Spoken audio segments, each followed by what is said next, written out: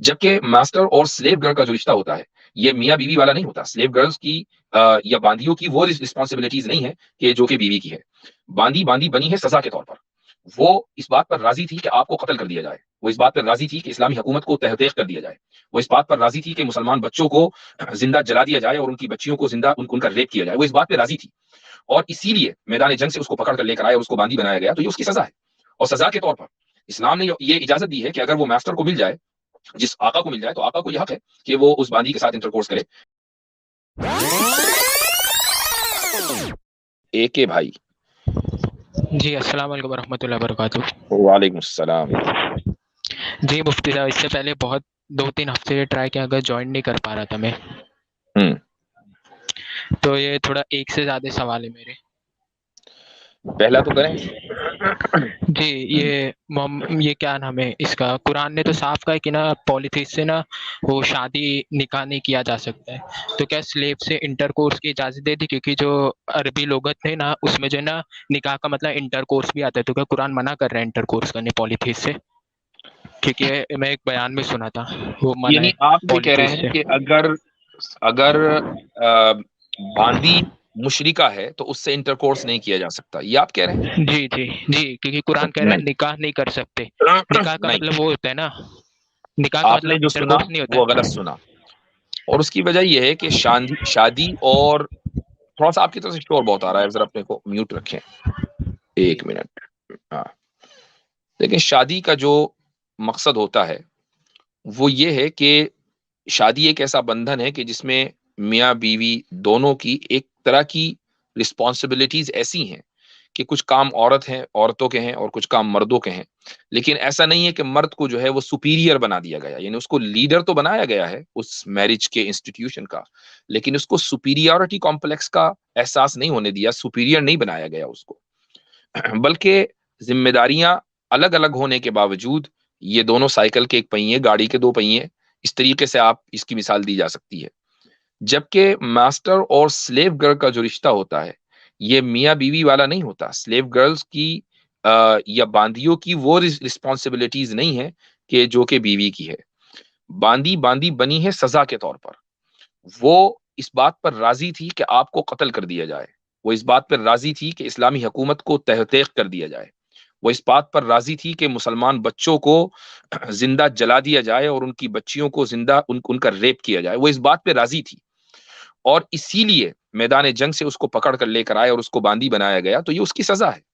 اور سزا کے طور پر اسلام نے یہ اجازت دی ہے کہ اگر وہ ماسٹر کو مل جائے, جس آقا کو مل جائے, تو آقا کو یہ حق ہے کہ وہ اس باندی کے ساتھ انٹرکورس کرے.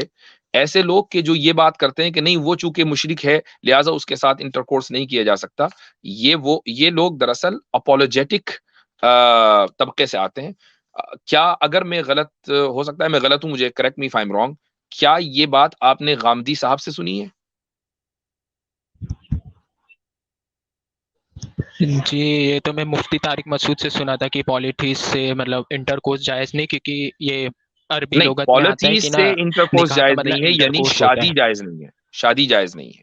جہاں تک غلام باندی کا مسئلہ ہے وہ بالکل الگ ہے, اور مفتی طارق مسعود صاحب نے اگر ایسی بات زنا کہی ہے, بھی بھائی زنا تو حرام ہی ہے وہ تو کسی سے بھی جائز نہیں ہے, وہ چاہے پکی نہیں, مومنہ اس مطلب سے بھی اگر جائز کوئی نہیں ہے. کر لیا نا, ہاں, نہیں مطلب اگر کوئی کر لیا اس سے بچی پیدا ہو گئی تو وہ بچی سے پھر وہ شادی نہیں کر سکتا, اگر زنا بھی کیسا انہوں نے مسئلہ بتایا تھا.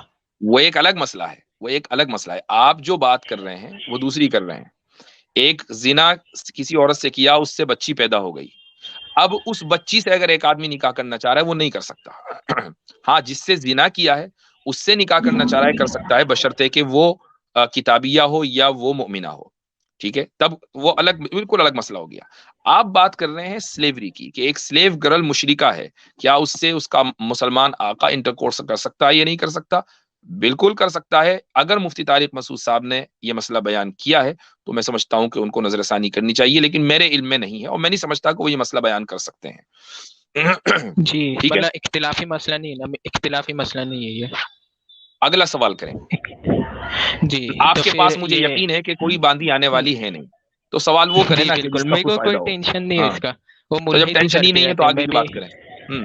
جی جی, اور یہ کیا بولتے ہیں نمبر سسٹم کیا نبی صلی اللہ علیہ وسلم کے ٹائم پہ آ گیا تھا, کیونکہ یہ ایک وہ سائنٹسٹ ہے الخوارزمی شاید ہے، اس نے نا وہ عربک نمبر سسٹم نکالا ہے، تو یہ قرآن میں نمبر سسٹم کہاں سے آیا پھر بعد میں، اور پارہ کیسے ڈیوائڈ ہوا قرآن میں، اور رکوع یہ سب کیسے ڈیوائڈ نمبر ہوئے قرآن میں؟ نمبر سسٹم کا مطلب نمبر سسٹم مطلب 1 2 3 ایسا کاؤنٹنگ میں تو تھا، لیکن مطلب یہ ہندو نمبر سسٹم سے ہم لوگ نے لیے، یہ نہیں، یہ کس نے انوینشن کہہ دیا؟ ہندوؤں کی ہے۔ کیا آپ سمجھتے ہیں کہ 1400 سال پہلے لوگ کسی چیز کو کاؤنٹ کرنا نہیں جانتے تھے؟ یہ ایک مطلب مت کہاں نمبر سے چلی؟ سسٹم ہندوؤں نے نکالے نمبر سسٹم انڈیا یہ میں۔ کس نے بتا دیا آپ کو کہ ہندو نے نکالا ہے؟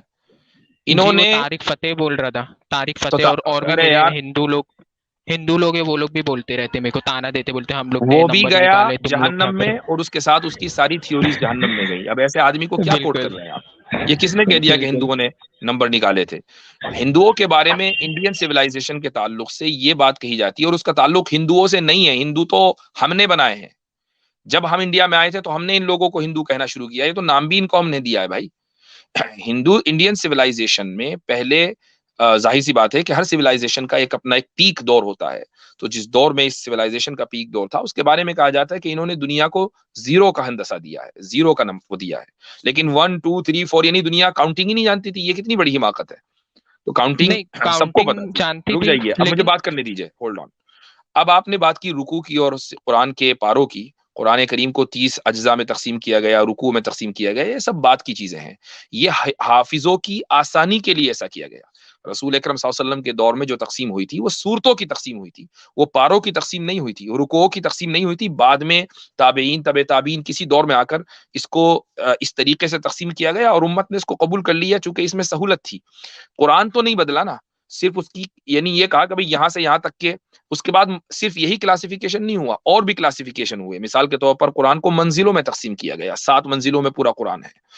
تو یہ حفاظ کی آسانی کے لیے کیا گیا ہے، ٹھیک ہے؟ چلیں، شکریہ۔